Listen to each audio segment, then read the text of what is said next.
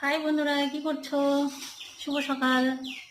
দেখো তো সকালে খাবার পছন্দ হয় কিনা, জল খাবার দেখেছো? এক গাবলা লুচি নিয়ে বসে গেছি। এটা আমি চুরি করে একা একা খাবো, কাউকে দেবো না। দিলে আবার আমার কম পড়ে যাবে না? বলো, তোমরাই বলো, আমার কম পড়ে যাবে না?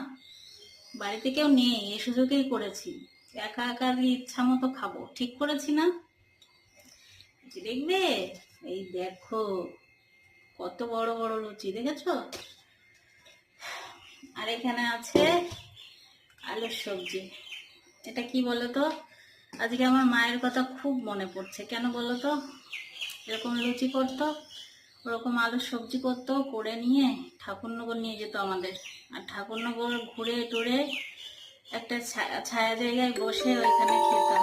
সেই মায়ের কথা আজকে খুব বারবার মনে হচ্ছে।